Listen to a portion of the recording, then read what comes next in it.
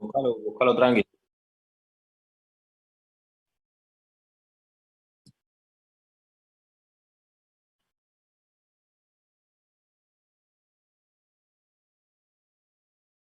Mm,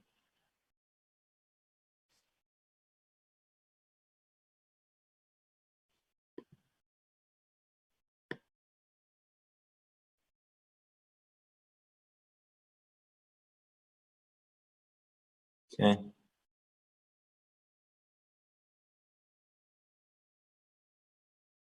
sí.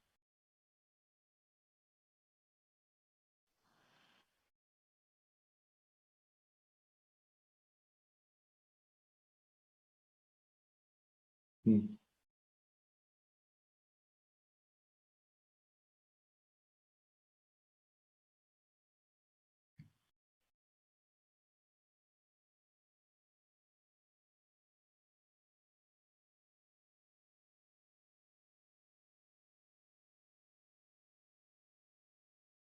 bien. Sí, sí, sí, sí.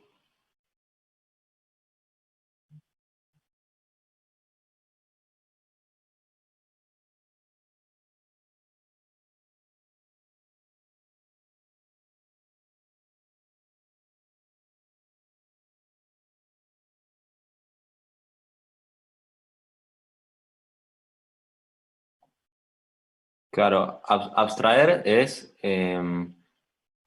una operación de la inteligencia según la cual hacemos o dos cosas, o tomamos desde la parte o desde los individuos su naturaleza común o su esencia universal, o sea, el todo, y ese es sobre todo el método de la filosofía de la naturaleza o de la física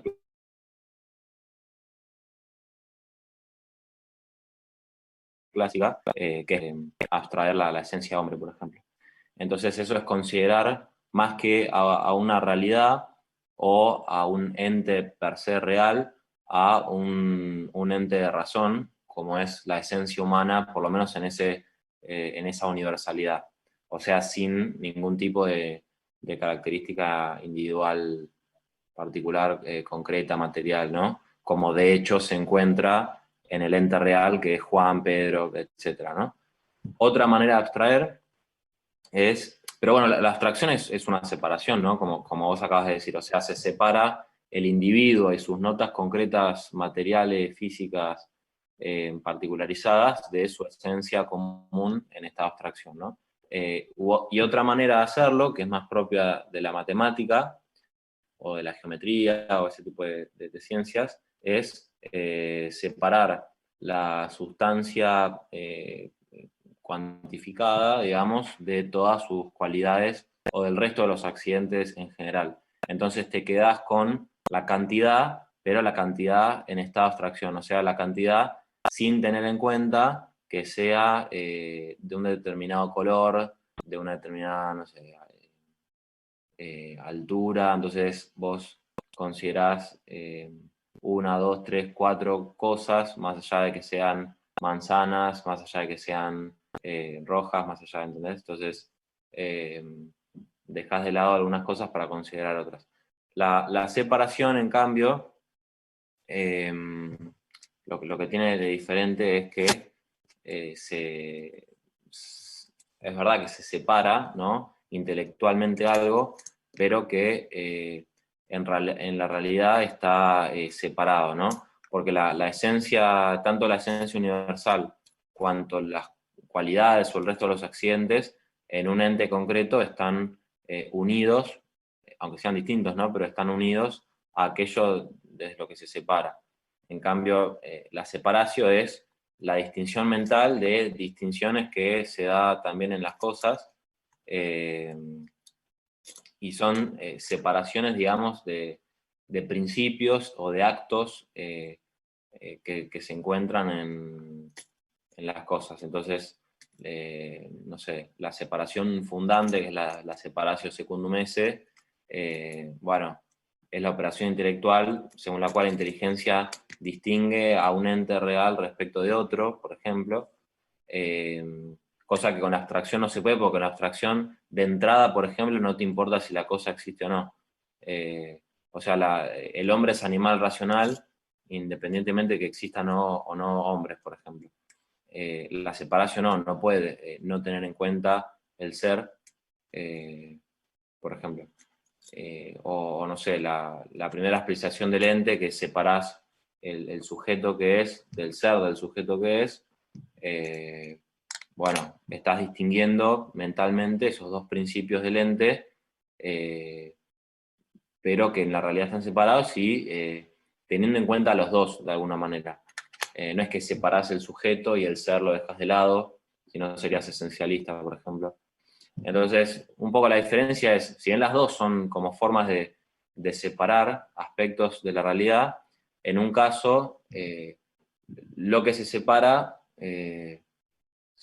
se tiene en cuenta y no se tiene en cuenta aquello desde lo cual se separa, como es en la abstracción, y además aquello desde lo cual se separa estaba unido, ¿no? Se separa lo que en la realidad está unido.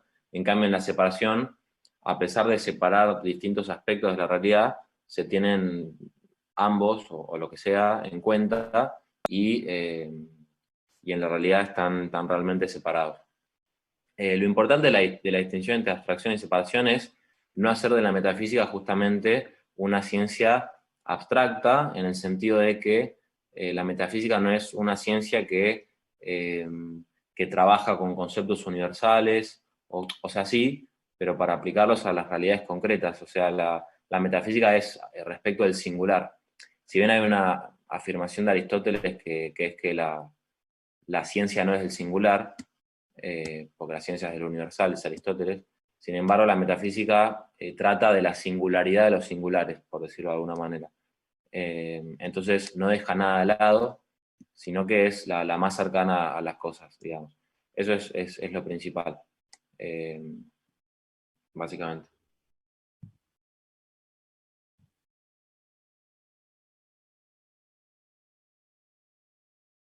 Bien, buenísimo.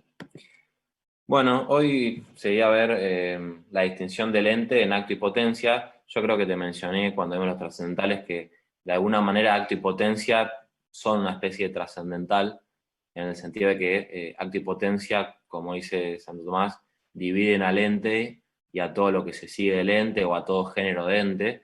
Entonces son nociones que se dan en absolutamente todas las cosas. Habría que ver, por ejemplo, cómo se predica la potencia de Dios. En Dios la potencia no es pasiva, sino activa, pero bueno, se habla de potencia en Dios. Eh, pero bueno, son términos, digamos, o nociones máximamente universales. Y por eso propiamente las considera la metafísica, aunque acto y potencia son nociones que se consideran a partir de la física, sobre todo la experiencia del movimiento del ente corpóreo, ¿no? Por eso, de alguna manera, vamos a retomar algunas cosas de filosofía de la naturaleza, pero para dar el salto a lo metafísico. O sea, lo más importante que veríamos hoy es las distintas distinciones actopotenciales que hay en la realidad, ¿no? En algún ente concreto. Sería como los distintos grados o niveles que hay de acto y potencia en una cosa. Pero bueno, para ver eso hay que partir de otras cosas. De alguna manera lo que habíamos concluido al ver el tema de las trascendentales es que todas las cosas, en cuanto que son buenas, son verdaderas, son unas, bueno, todo lo demás, ¿no? Pero uno se da cuenta de que si bien todas las cosas, por ejemplo, son buenas, no todas son buenas de la misma manera, ¿no? Entonces hay una gradualidad, una jerarquía, un orden, una multiplicidad, una variedad de grados, ¿no? En la bondad de las cosas, por ejemplo.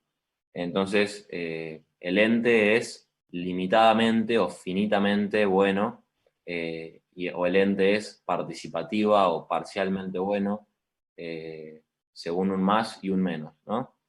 Eh, y acá el tema de la equipotencia se va a empezar a relacionar con esto. Es como lo que va a dar cuenta de la finitud o de la limitación del mismo ente y de las perfecciones que el ente posee, así como también de sus perfecciones trascendentales.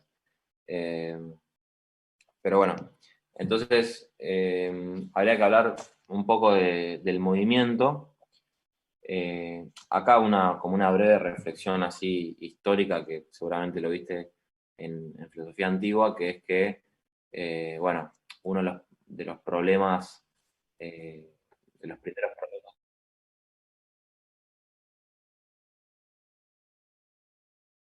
de la filosofía fue, o también cómo conjugar, ¿no? Si todo cambia, si nada cambia, o qué cambia, qué permanece. Y entonces, bueno, acá las posturas paradigmáticas, por lo menos de la antigüedad, son, bueno, Heráclito y Parménides, ¿no? Para Heráclito, para él el arjé era el fuego, entonces todo cambiaba y nada permanecía. La típica frase, ¿no? Panta rey, todo fluye, que ni siquiera se sabe si la dijo Heráclito, pero bueno. Eh, o esto de que nadie se baña dos veces en el mismo río, ni siquiera uno mismo, ni siquiera el río es el mismo, dice Crátilo, ¿no?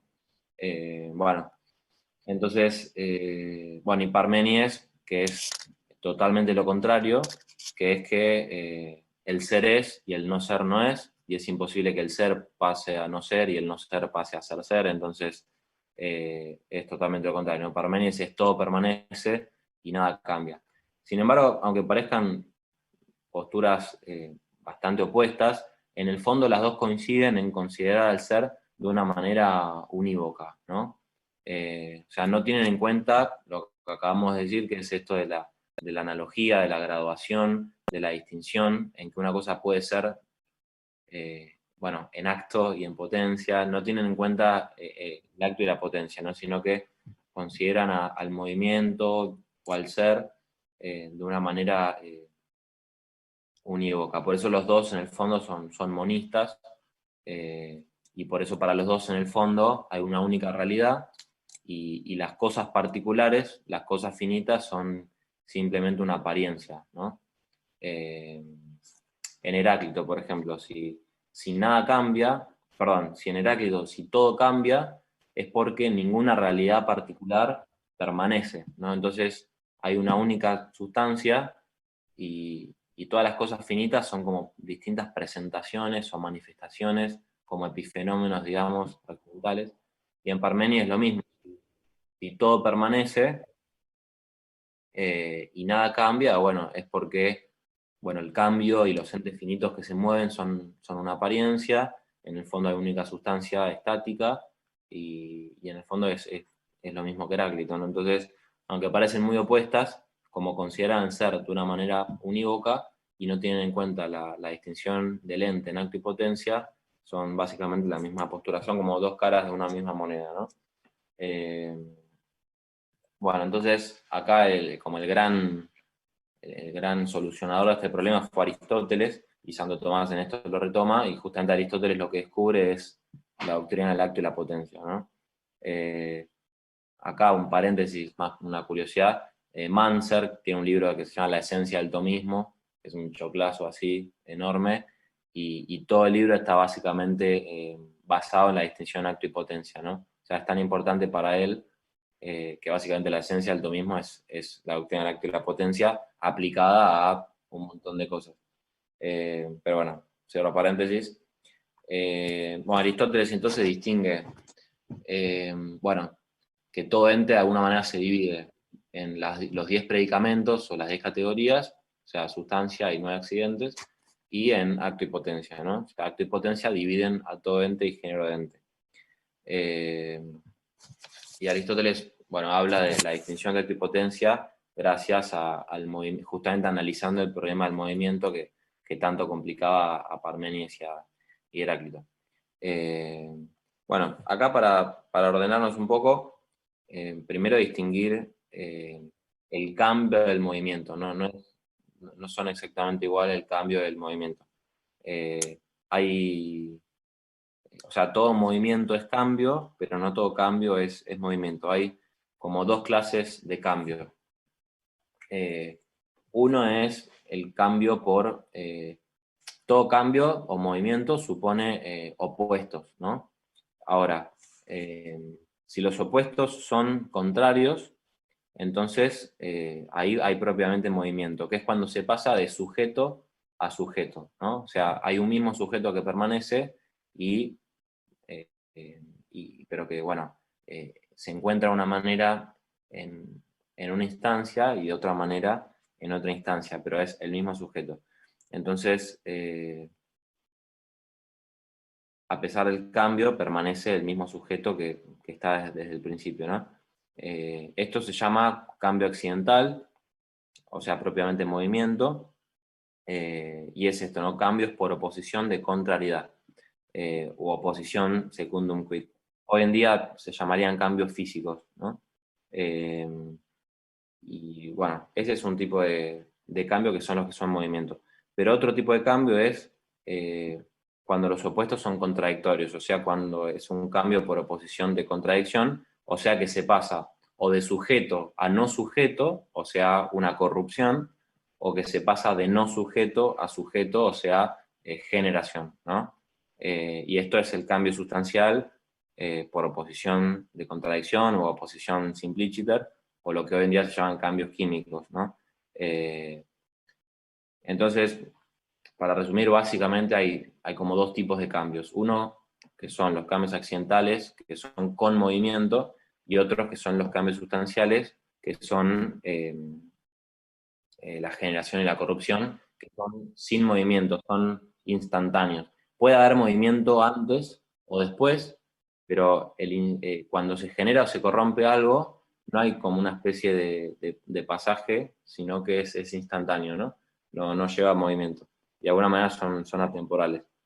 Eh, Obviamente que en la corrupción, en la generación, no se pasa del no sujeto o del no ser absoluto, no son ex nihilo, digamos, los cambios sustanciales, sino que el presupuesto en los cambios sustanciales o el sujeto de los cambios sustanciales es la materia prima, ¿no? O sea, analizando el movimiento, también Aristóteles descubre la materia prima, ¿no? Eh, que es nada, como esta pura potencialidad o indeterminación, pero que no es la nada, sino que está, bueno, en potencia respecto de cualquier forma sustancial, ¿no? Nunca se encuentra sin una forma sustancial, pero no necesariamente posee la forma sustancial que tiene. Eh, entonces, bueno, un ejemplo de cambio accidental es, qué sé yo, pintás tu pared, ¿no? Era blanca, pasa a ser roja. Y un ejemplo de cambio sustancial es, bueno, cualquier generación de una especie, ¿no? Cuando se tiene un hijo, o no sé, quemas un papel y pasa a ser ceniza, pasa a ser otra sustancia. Acá como una aclaración, o para no caer en una especie de fijismo, es que en el cambio accidental, eh, lo que cambia es la sustancia. No cambia de sustancia, o sea, no pasa a ser otra sustancia distinta, pero la sustancia es la que cambia. Accidentalmente, pero cambia la sustancia, ¿no? Porque a veces se cae en pensar que en los cambios accidentales lo que solo se modifica es el accidente y lo que permanece tal cual es la sustancia. Entonces la sustancia se concibe como una especie de cosa inmutable, oscura, que está en el fondo de la realidad y está cubierta como por pequeñas cositas que serían los accidentes, que son los que realmente cambiarían. Esa postura es totalmente antiintuitiva, pero bueno, muchos economistas han explicado el cambio accidental más o menos de esta manera. Eh, y nosotros cuando decimos, por ejemplo, que, no sé, que alguien termina el secundario, decimos, bueno, Juan terminó el secundario. No decimos que no sé, adquirió un accidente de cualidad, no. O sea, el que realmente cambió es Juan, es la sustancia. No pasó a ser cosa, no pasó a ser Pedro, pero bueno, él es el que cambió. Eh, y esto también lo digo porque a veces se entiende que el cambio accidental es como irrelevante o que el cambio accidental no es importante, cuando en realidad el cambio accidental es el cambio más profundo que puede padecer una sustancia, ¿no? Eh, si el cambio es sustancial, por ejemplo, si una persona, para que se entienda, una persona se encuentra, no sé, deprimida o desmotivada y le preguntan, bueno, ¿qué querés de tu vida? ¿Un cambio accidental o un cambio sustancial? Y en general una persona que quiere cambiar de una manera fundamental, diría que quiere para su vida un cambio sustancial. Bueno, según la filosofía clásica, esa persona estaría pidiendo morir, por ejemplo, ¿no? Y si le dijese que, bueno, lo mejor para ella es un cambio accidental, quizás le parecería que es algo de poca importancia, qué sé yo, pero en realidad el cambio accidental es profundo, ¿no? Porque los accidentes justamente no son como cosas que están en la superficie de la sustancia, sino que el accidente penetra toda la sustancia íntimamente, ¿no? Es como que el accidente actualiza la sustancia y la sustancia está accidentalizada y el accidente está sustancializado también, ¿no? Son distintos, pero se interpenetran mutuamente. Entonces, cambiar accidentalmente puede llegar a ser algo muy, muy profundo, ¿no? Bueno, y en el cambio sustancial se cambia de sustancia, ¿no? Bueno, eso para entender qué es el cambio y qué es el movimiento.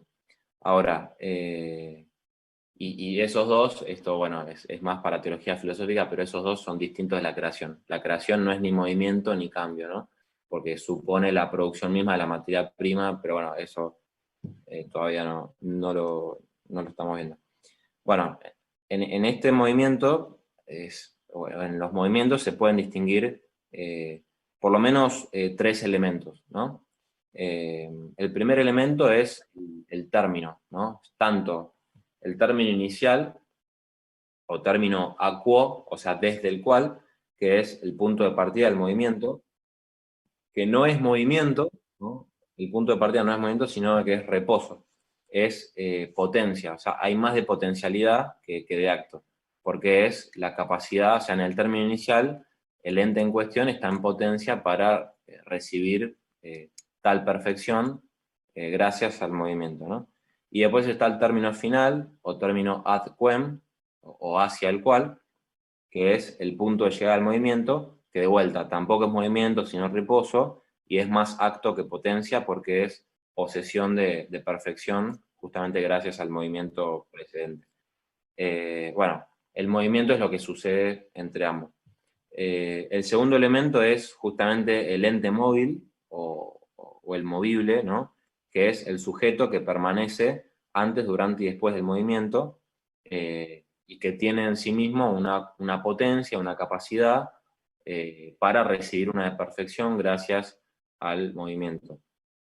Y por último está el motor o el moviente, que es la causa eficiente del movimiento, que actúa sobre el móvil proporcionándole aquella actualidad o aquella perfección de la que en un principio carecía. Por eso el motor tiene que tener esa actualidad en acto, ¿no? No es porque no puede comunicar lo que tiene. Eh, Ahora el motor a su vez puede ser móvil y ahí aparece el tema de la primera vía, pero bueno, tampoco lo vemos ahora. Bueno, entonces vimos distinción de cambio y movimiento, elemento es movimiento, y ahora, bueno, la definición de movimiento. Aristóteles tiene por lo menos tres.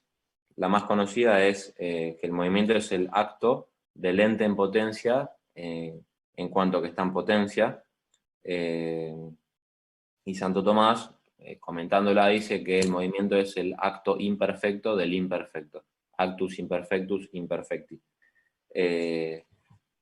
Es acto porque, bueno, confiere perfección, pero es del ente que está en potencia, justamente porque parece esa perfección, en cuanto que está en potencia. O sea, no solamente en cuanto a potencia, porque eso en el término inicial, por ejemplo, está en reposo y está en potencia, pero no se está moviendo, sino que tiene que estar, bueno, viendo esa perfección. Es el fieri, digamos, del ente, el hacerse del ente, ese es su movimiento.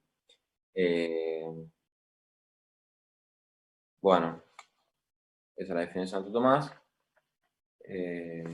Entonces, en relación a la octipotencia, ¿cómo entra esto? Bueno, básicamente, en el término inicial, el ente en cuestión está en potencia, o sea, tiene la capacidad para adquirir una perfección, y en el término final está en acto respecto a esa perfección, aunque eso no significa que pueda llegar a estar en potencia respecto de un acto distinto o de una perfección posterior, ¿no? Y el movimiento, que es lo que sucede en el medio, es bueno, el pasaje gradual desde la potencia hacia el acto, ¿no? Es como la actualización. El movimiento es actualización, ¿no? Eh, si vos te fijás, creo que en el apunte de Cox hay algunos cuadros que te pueden servir, pero bueno, después mirarlos como complemento de la explicación, si querés. Bueno, esto igualmente es más una perspectiva de filosofía de la naturaleza o de la física, porque considera al acto y potencia como estados, ¿no? El ente o está en potencia o está en acto. Y, y por el principio de no contradicción, bueno, no se puede estar en acto y en potencia al mismo tiempo respecto de lo mismo, ¿no? O sea, acto y potencia como estados son necesariamente excluyentes. Ahora, la metafísica considera al acto y la potencia como principios. Entonces, hay que reducir acto y potencia, las nociones de acto y potencia, de estados a principios. Y el acto y potencia, en cuanto a principios, es totalmente lo contrario. No solo no son excluyentes, sino que, al contrario, se reclaman mutuamente. O sea, acto y potencia necesariamente se dan juntos como coprincipios. Eh, y bueno, ¿cómo es esto? Eh, por ejemplo, como estados, yo puedo tener un vaso que está, que o está vacío o está lleno. El vaso no puede estar lleno y vacío a la vez, al mismo tiempo, no respecto de lo mismo, porque es imposible. Eh, pero como principio, el vaso tiene, bueno, el principio potencial de llenarse y puede haber dos variantes. Que esa potencia no esté actualizada, eh, o sea, cuando el vaso está vacío, o que esa potencia está actualizada, o sea, cuando el vaso está lleno, pero no se pierde la capacidad. O sea, si el vaso cuando está lleno pierde la capacidad de estar lleno, no estaría lleno, ¿no? Entonces, eh, parece un trabalenguas, pero lo que digo es que el vaso cuando está lleno tiene la potencia de estar lleno actualizada. Entonces, ahí acto y potencia no están vistos tanto como estados, sino como principios cosignificantes, ¿no? Que se dan simultáneamente en, en la misma cosa, ¿no?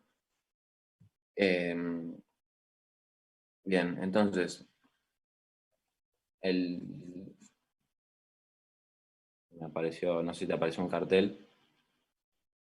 Sí, ahí va, fantástico. Un regalo de Zoom. Bueno, entonces, eh, ¿qué conclusiones podemos sacar de esto? Bueno, con el movimiento un ente gana acto o perfección, que eso es lo que se conoce como entificación, o sea, la ganancia de accidentes, que si, bueno, son conformes a la propia naturaleza de ese ente, entonces lo acercan cada vez más a su fin y lo hacen cada vez más perfecto. Si son accidentes, bueno, contrarios a la naturaleza del ente en cuestión, por ejemplo, no sé, los vicios, que son actos, son accidentes, que en cuanto a entes son buenos, ¿no? Porque un vicio en definitiva es un hábito, una cualidad, y en cuanto a cualidad y entonces es buena, pero en cuanto que es contraria a la naturaleza del hombre, bueno, entonces lo hace más imperfecto.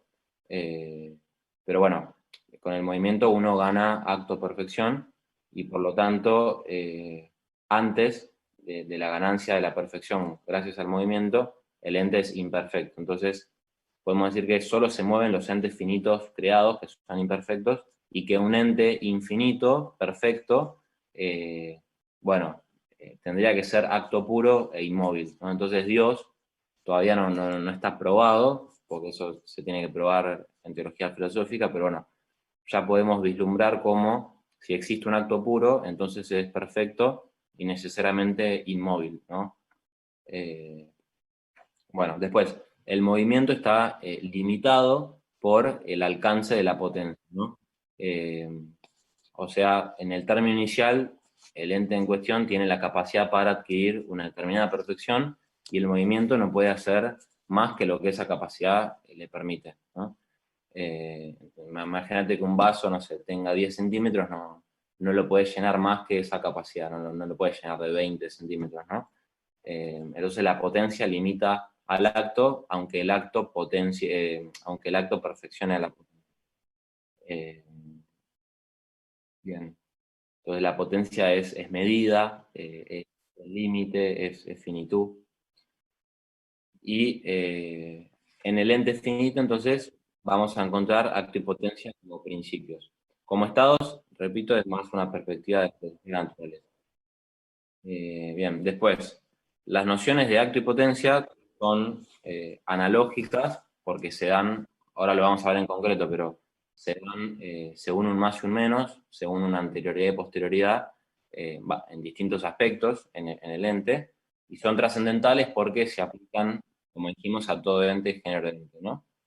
Eh, por eso no son definibles propiamente. Acto y potencia no se definen porque no son diferencias específicas dentro de un género, sino que están más allá de los géneros y las diferencias, por eso son trascendentales. Eh, sino que, bueno, uno los puede intuir, ¿no? Y son más bien nociones así universales, trascendentales. Después, el ente es y es en acto, y el ente se conoce en la medida en que está en acto, ¿no? Entonces, el acto es lo que fundamenta la cognoscibilidad del ente. Esto tiene que ver con el trascendental verum, ¿no? Algo es verdadero en la medida en que es, y algo es en la medida en que es en acto. Entonces, nada se conoce sino en cuanto que está en acto, y lo que está en potencia no se puede conocer sino en la medida en que dice relación con el acto, ¿no? No sé, la materia prima solo se conoce en relación a la forma que la actualiza. La pura potencialidad es incognoscible. Entonces, el acto es plenitud, es acabamiento, es perfección, es lo que determina, lo que ya es, y la potencia es capacidad, es determinabilidad, capacidad de adquirir, apertura, así como también límite, medida, finitud. Bien, entonces la potencia es lo que puede ser acabado, perfeccionado, eh, y es adecuada o en referencia a un acto y un acto determinado, ¿no? No es que la potencia es una pura posibilidad, eso sería también una perspectiva esencialista, ¿no? Como la potencia se sostiene en el ser y en lo que algo es, la potencia no es la nada, ¿no? No es para cualquier cosa. La potencia es una noción, o sea, la noción de potencia es súper compleja para mí porque es difícil entender cómo algo, como la potencia, no es ser, pero tampoco es nada, no es como un intermedio entre ser y nada, porque es capacidad, pero tampoco es capacidad pura, como una simple posibilidad lógica, ¿no? Porque, no sé, yo estoy en potencia, no sé, para ser padre, pero no estoy en potencia para tener 5 años, ni estoy en potencia para ser mujer, por ejemplo, aunque ahora se piensa que sí. Eh, pero bueno, entonces la potencia, si bien limita el acto, porque el ser padre va a actualizar tanto cuanta yo capacidad tenga para hacerlo, pero al mismo tiempo la potencia está fundamentada en un acto que de alguna manera también lo limita, porque yo no puedo tener la capacidad para ser padre, sino porque en acto yo soy hombre, por ejemplo, o porque en acto yo estoy soltero, qué sé yo. Entonces, de alguna manera la potencia apunta hacia el acto, pero de alguna manera también tiene como sus raíces en un acto. Entonces, es ad actum y es ab actum, ¿no? Es desde el acto y hacia el acto la potencia. Por eso el acto siempre es anterior y siempre es primero, y la potencia siempre es posterior y segunda, ¿no? Eh, bien. Por eso se puede entender al acto sin la potencia, pero no a la potencia sin el acto. Y por eso, aunque todavía no lo probamos, sino que se prueba en teología filosófica, o sea, por lo menos ahora podemos decir que no es contradictorio que exista un acto sin potencia, o sea, un acto infinito, o sea, sin la medida que le da la potencia. Y ese acto infinito, bueno, va a ser justamente Dios, que esa es la última separación, la separatio a potentialitate, la separación de la potencialidad, Vos está totalmente separado de la potencialidad, y por eso es acto puro, infinito, perfecto, sin movimiento, sin tiempo, porque el tiempo es la medida del movimiento. Pero bueno, eso se verá mucho después. Bien.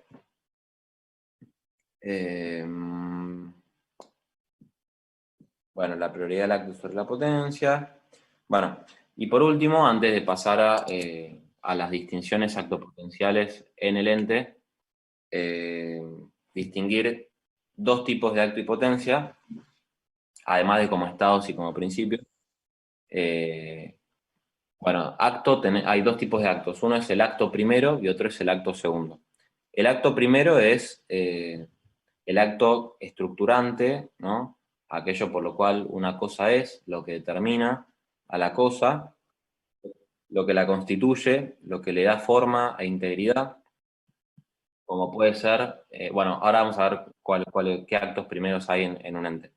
Pero bueno, ese es como el concepto, ¿no? Y después está el acto segundo, que es de alguna manera una especie de ampliación del acto primero, y es lo que se conoce como acción o operación.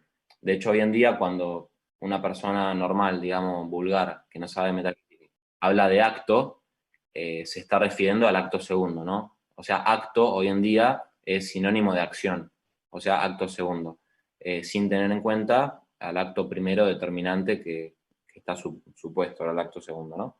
Entonces, acto segundo es u operaciones, no sé, correr, estudiar, cualquier tipo de estas cosas. Bien, y después, potencia también tenés de dos tipos, que son correlativas a estos dos tipos de actos. En relación al acto primero, tenés la potencia pasiva. La potencia pasiva es la capacidad para ser, ¿no? Es determinabilidad, ¿no? Es la habilidad para ser justamente estructurado o determinado por el acto primero. O sea, el principio de padecer desde otro. Principio eh, estructurable o constituible, ¿no? El poder ser. Y en correlación al acto segundo o a la acción u operación está la potencia activa, que es lo que hoy en día se llaman, bueno, facultades, la inteligencia, la voluntad, todas esas son potencias activas. También se llaman potencias, hoy en día también se entiende ese lenguaje. Y la potencia activa es la capacidad para hacer, ¿no? No es la capacidad para hacer, sino para hacer. Entonces es el principio, no de padecer, sino de obrar. Es lo que permite o habilita las operaciones. La forma sustancial de cualquier cosa no es inmediatamente operativa, sino a través de estas potencias activas que cuando se actualizan justamente pasan al acto segundo, o sea, tienen sus acciones. Bueno, y ahora sí, para que esto se vea un poco más concreto, ¿cuáles son entonces todas las distinciones actopotenciales en un ente? Bueno, si nosotros miramos a la esencia de una cosa, o sea, sin considerar todavía la composición y distinción con el ser, o sea, el primer constitutivo, la primera explicación del ente, o sea, si nos atenemos al orden predicamental, tenemos, bueno, en primer lugar, acto y potencia como estados, que es lo que veníamos diciendo. Una cosa es estar en potencia y otra cosa es estar en acto. Pero también tenemos acto y potencia como principios, o sea, como principio estructurante y como principio estructurable o como principio determinante y principio determinable. En cuanto a principios, acto y potencia, en el orden predicamental, primero están los principios sustanciales, ¿no? Entonces, un ente se compone, en primer lugar, de acto y potencia como principios a nivel de la sustancia. ¿En qué sentido? En el sentido de que si se trata de un ente corpóreo, bueno, la materia prima es principio potencial, principio receptor, principio subyacente, principio determinable, como le quieras llamar, de la forma sustancial, que justamente le confiere a la materia prima y a la sustancia en general toda su actualidad y perfección, ¿no? Entonces, la forma sustancial es el acto primero de la sustancia o de la esencia de un ente, ¿no? Hasta ese acto llegó Aristóteles, ¿no? En Aristóteles, el acto de los actos es la forma sustancial. Y esa es la gran diferencia y la gran revolución de la metafísica de Santo Tomás, por ejemplo. El acto de los actos no va a ser la forma sustancial, sino que va a ser el acto de ser. Pero bueno, ahora llegamos. Entonces, en el orden predicamental, o sea, en la esencia o en la sustancia de una cosa, en este caso una cosa corpórea, la materia prima es principio potencial pasivo y la forma sustancial es principio actual primero, digamos. Bien. Después, materia y forma, consideradas en conjunto, son principio potencial pasivo, o sea, están en potencia, respecto de los accidentes. O sea, los accidentes son actos que determinan, que completan, que perfeccionan a la sustancia materio-formal. Bien.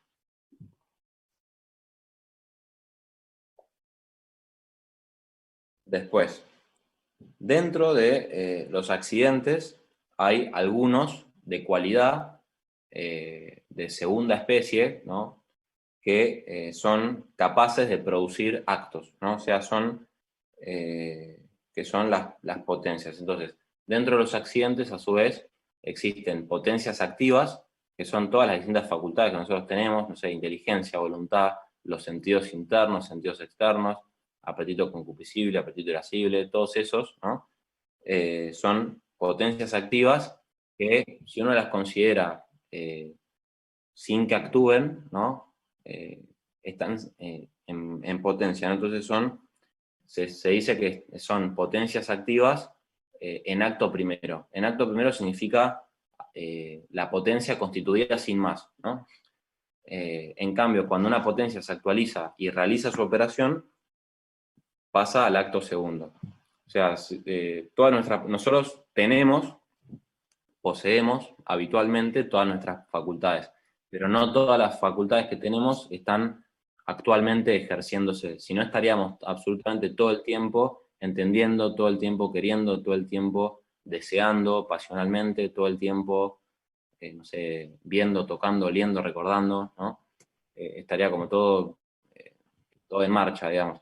Y no sucede así, nuestras potencias activas están constituidas en acto primero y pueden o no ser usadas, y cuando se usan, bueno, pasan al acto segundo, ¿no? O sea, a la acción, a la operación. Entonces, para poner un ejemplo concreto, no sé, nuestra vista o la facultad de ver o la potencia visiva en acto primero es, bueno, la potencia visiva constituida, que aunque estemos, no sé, con los ojos cerrados, la seguimos teniendo. Cuando abrimos los ojos y vemos, la potencia visiva no deja de ser potencia visiva, pero pasa a estar en acto segundo porque realizamos la acción de ver. Bien, eso en el orden predicamental y teniendo en cuenta las cosas corpóreas. También existe, bueno, las sustancias separadas o las inteligencias separadas o los ángeles según la tradición cristiana, como se le quieran llamar, que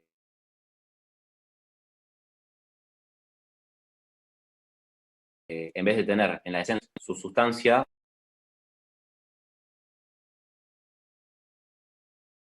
no tiene un principio, por eso,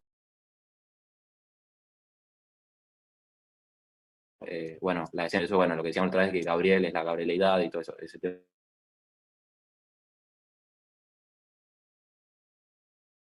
pero está en potencia pasiva respecto de los accidentes. Entonces, el ángel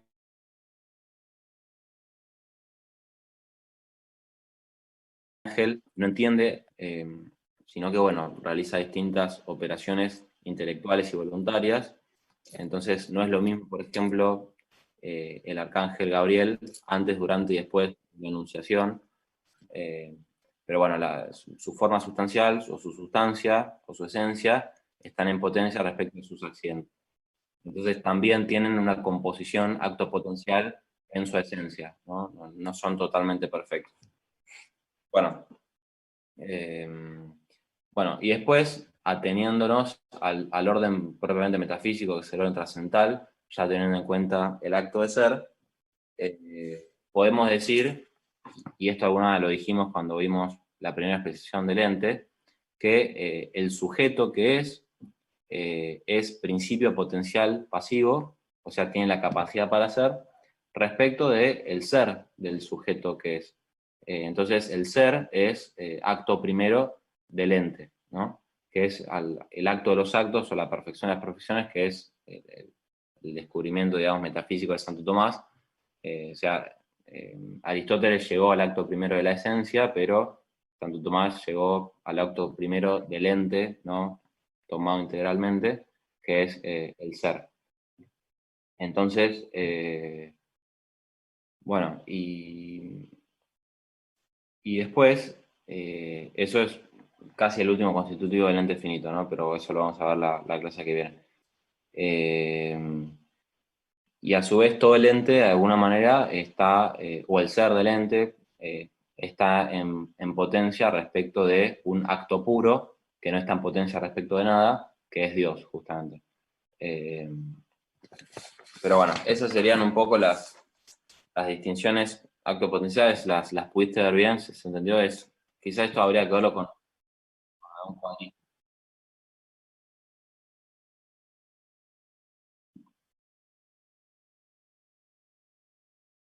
Bien, esto, claro, esto yo lo que te aconsejo es que hagas un cuadro, ¿no? Eh, por ejemplo, a ver, bueno, yo acá tengo uno, pero no se va a ver bien. Y que pongas, bueno, materia en potencia respecto de la forma, a su vez materia y forma en potencia respecto a los accidentes. Dentro de los accidentes hay potencias activas en acto primero o constituidas, y cuando actúan, bueno, pasan al acto segundo, o sea, a la operación.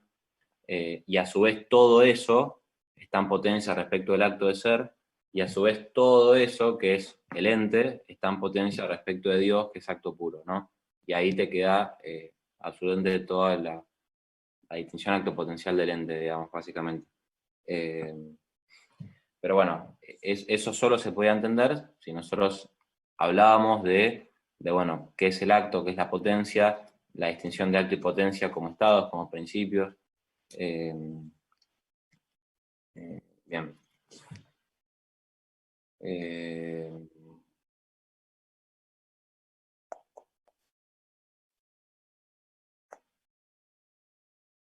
bueno, y aplicando algunas conclusiones que hemos dicho de acto y potencia a esto que acabamos de decir, o sea, las distintas distinciones actopotenciales en el ente, podemos decir que la esencia de una cosa es lo que le da la medida a la perfección del acto de ser, ¿no? O sea, una cosa tiene tanto ser cuanto le permite su esencia, ¿no?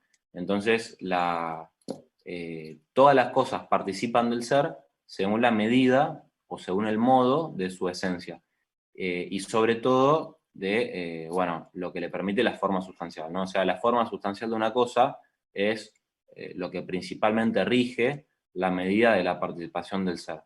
Entonces, el hombre no puede ser más que hombre, ¿no?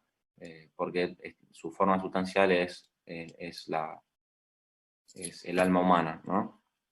Entonces, como la potencia en general limita el acto, bueno, si la esencia es potencia respecto del ser, el ser está limitado respecto de la esencia. Y el ser es la perfección del ente, ¿no? Eh, Acá algunas otras conclusiones en relación a esto, que esto es súper importante por el tema de la participación, eh, que es que, ya te digo,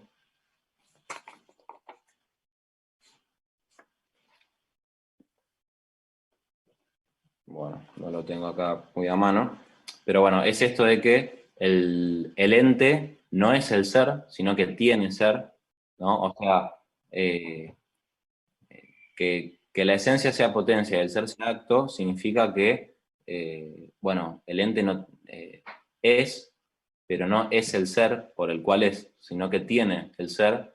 Eso primero, o sea, el ente tiene ser y no es el ser.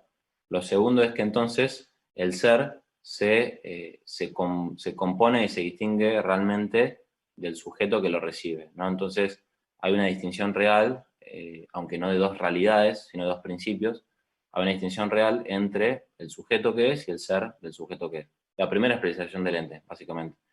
Y por último, que el ser es acto, es perfección respecto del sujeto que la recibe, que es potencia respecto de ese acto.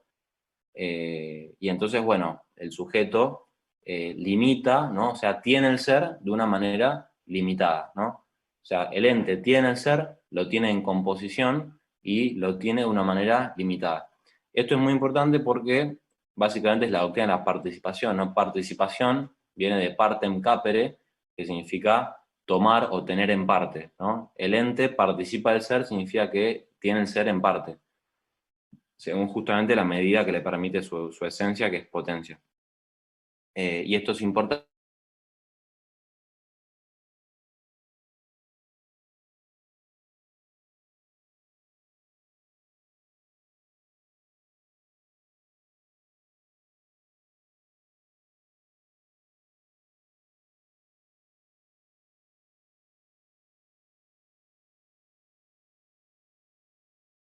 de causalidad, ¿no? En relación a la participación, en relación al acto y la potencia, que es que justamente si la esencia no exige desde sí misma el acto de ser, porque el acto de ser lo tiene en composición y no es el ser, sino que tiene el ser, entonces necesariamente lo tiene recibido de otro. O sea, eh, el principio de causalidad podría decirse que es que todo lo que, todo lo que tiene el ser de manera, todo lo que tiene y no es el ser, y tiene el ser de manera limitada en composición, necesariamente tiene el ser recibido desde otro, que le da el ser, ¿no?